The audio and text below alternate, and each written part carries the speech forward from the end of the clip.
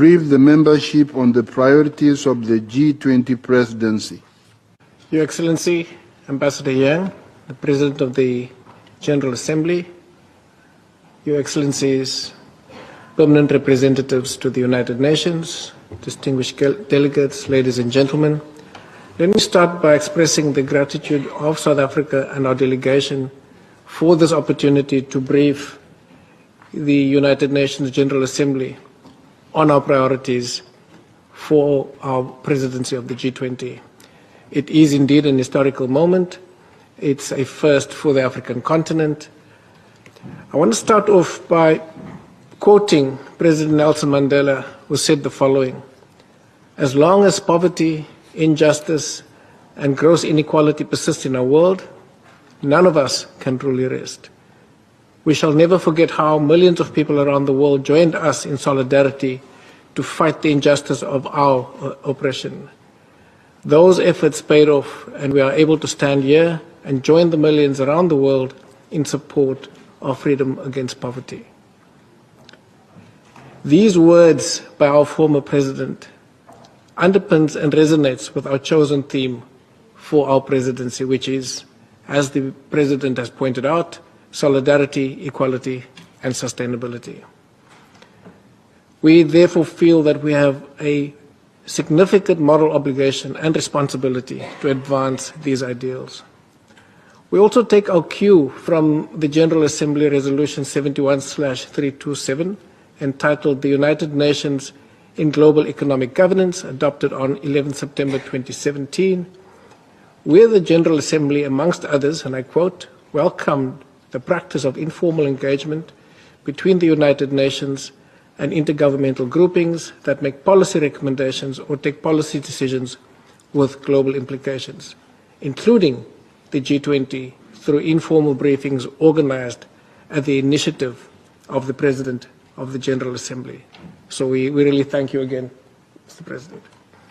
As that resolution quite correctly stipulates, the purpose of this interaction is to, amongst others, promote transparency and coherence, as well as strengthening mutual understanding and cooperation in matters of global economic governance.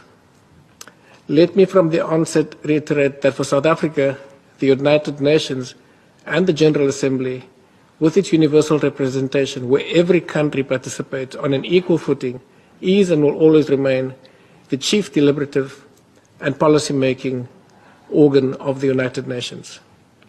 In this respect, the work being done in the G20 and informal grouping seeks to support, contribute to, and reinforce the reform efforts of already existing processes of the United Nations and its organs in a complementary manner rather than pursuing parallel processes. We're very aware of the need not to ensure more fragmentation of the international organizations. The Pact of the Future, adopted at the UN Summit of the Future in 2024, presents a significant opportunity to revitalize global governance. We are working to ensure that the actions of the Pact of the Future are integrated into the G20 agenda to ensure its full implementation. We highly appreciate the leadership role that you, Mr. President, is playing in driving the Pact implementation, including the dialogue on the means of implementation that will be held this week. Distinguished delegates, as we convene here, we are in the midst of what the United Nations Secretary General has referred to as a global polycrisis. The interconnected nature of the threats facing humanity today, poverty, inequality, hunger, ever escalating geopolitical tensions, fragmentation, global warming, pandemics, energy and food insecurities, but also rising intolerance and armed conflict, is causing further hardship and suffering. These challenges are jeopardizing our collective future, particularly our future generations. One of the greatest impediments to growth, development, and stability is the persistence of inequality within and between countries. Further, we are in a race against time to meet the deadline that we have set for ourselves to reach the 17 Sustainable Development Goals. In this address at the G20 high-level opening session in New York in September 2024, our President Cyril Ramaphosa remarked and said the following: with less than 6 years to go before the 2030 deadline for the achievement of the UN Agenda for Sustainable Development, we are at a crucial inflection point in humankind's history. He continued by saying the following: the imperative of sustainable development has become all the more crucial. It cannot be business as usual. It cannot be more platitudes and empty promises. Given these circumstances, the theme that we have put forward, we feel, is appropriate. And I repeat, that theme is solidarity, equality, and sustainability. Through solidarity, we seek to achieve a future that is people-centered, development-oriented, and inclusive. In an interconnected world, the challenges faced by one nation affects all of us. It affects all nations. By advancing equality, we seek to ensure fair treatment, opportunities, and the advancement of all individuals, peoples, and nations, irrespective of the economic status, gender, race, geographic location, or any other characteristics. With sustainability, we seek to meet the needs of the present without compromising the ability of future generations to meet their needs. Interwoven in this theme is the African philosophy of Ubuntu, which underpins our leadership and vision for our presidency. The spirit of Ubuntu, the profound belief, and it's not just a South African belief, it's an Africa-wide custom and belief, is I am because we are. Further reminds us of the interconnectedness of humanity. Likewise, our challenges can only be resolved through cooperation, not conflict, collaboration and partnership, because no challenge and no triumph exists in isolation. They require responses that are inclusive and coordinated. Cooperation is our greatest strength and our most powerful tool. Distinguished delegates, South Africa's G20 priorities and deliverables are aligned to the original G20 mandate many years ago that spoke of promoting strong, sustainable, and balanced inclusive growth. We have 4 overarching priorities that seek to address these challenges, and these challenges stifle the abilities of all of us, in particular the Global South, to achieve our desired levels of growth and development. So we will be working to strengthen disaster resilience and responses. We are also focusing on means to ensure debt sustainability for low-income countries. And here we are particularly focused on looking at the cost of capital for African and other developing countries. As was been pointed earlier, the aim here is to develop a comprehensive strategy to assess why we have significant costs of capital for some countries in a manner that inhibits their development potential. We also seek to mobilize finance for a just energy transition. We've put on the agenda as well the need to harness critical minerals for inclusive growth and sustainable development. South Africa is also taking forward the outcomes of the 2024 report of the UN Secretary General's panel on critical energy transition minerals. We have 3 task forces. It may sound a lot, but it actually seeks to integrate all of these goals that I've just spoken about. So we have a task force that will focus on inclusive economic growth, industrialization, employment, and reduced inequality. And this is also taking further the work that has been done by Indonesia, India, and Brazil. Similarly, we'll be taking forward some of the work done by Brazil on food security through a task force. We will also have a task force dealing with artificial intelligence, data governance, and innovation for sustainable development.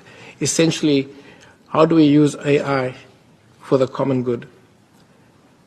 Additional imperatives under our presidency include a broadened compact with Africa, and this will build on the German G20's President's Compact with Africa, and we seek to make it more African and also to focus on the deliverables that have been planned all those many years ago.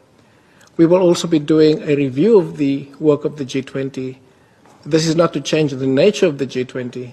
It's going to be just a reflection on the key achievements over the last 20 years, what has worked, what has not worked, so that we could improve the work of future presidencies of the G20. As I've said, we will be building on the successes of the past 3 presidencies led by the Global South. Indonesia in 2022, India in 2023, and of course Brazil in 2024. We will be championing the reform of the multilateral trading system and the international financial architecture, including strengthening of multilateral development banks. We seek to address the challenge of climate change, which is important. We seek to promote diversity, equity, and inclusion. We will be advocating for gender equality, and we will be pursuing enhanced international tax cooperation, and we will seek to address illicit financial flows. Your Excellencies, 2025 will mark the 80th anniversary of the United Nations and its lodestar document, the UN Charter, and it's also the 20th anniversary of the World Summit on Social Development. In South Africa, we are celebrating the 7th anniversary of what is called the Freedom Charter, which is a cornerstone of our democratic constitution. It was the basis of our constitutions. We believe that these anniversaries provide us with the opportunity to assess progress, challenges, and propose solutions, both for the present and the future.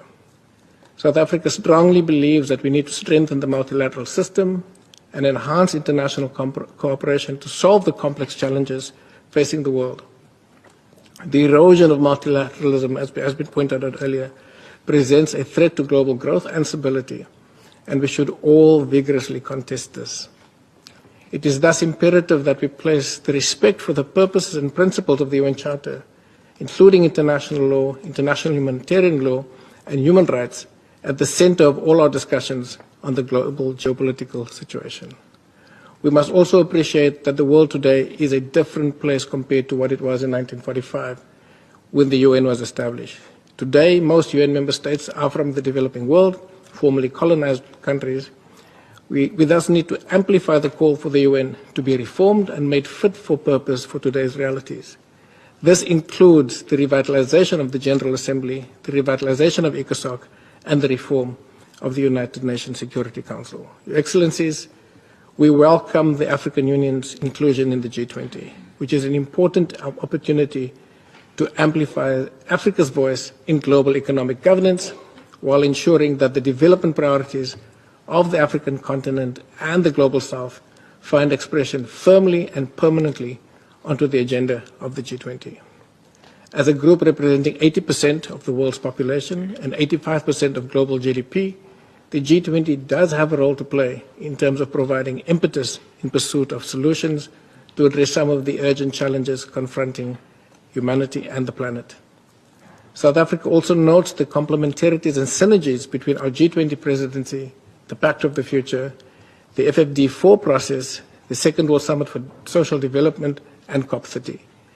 The G20 has held discussions on FFD4 and is considering the opportunity to contribute constructively to ambitious outcomes to close the sustainable development financing gap and reform the international financial architecture. The United Nations and the G20 cannot work in isolation. So South Africa is championing cooperation, collaboration, and partnerships between countries, individuals, and groups during our presidency. There should be a collective recognition that the United Nations remains the most relevant global and international platform for tackling the many challenges we face, and also the threats to peace and security, to addressing poverty and development, and ensuring the protection of all human rights for all people. Strengthening cooperation between the G20 and the UN is essential to foster coherence and synergy between both agendas. The conflicts in Africa, the conflicts in Europe and the Middle East continue to exact a huge human toll and heightens global insecurity. As the international community, we must continue to advocate for diplomatic solutions. Inclusive dialogue is the foremost guarantor of sustainable, lasting peace.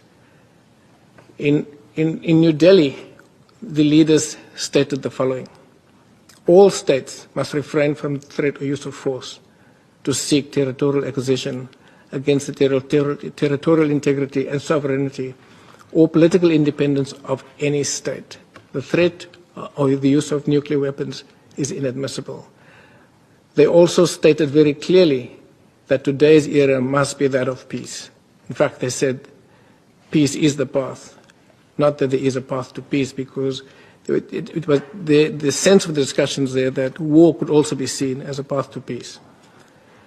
South Africa has shown firm resolve in our own foreign policy by promoting the principles of justice, solidarity.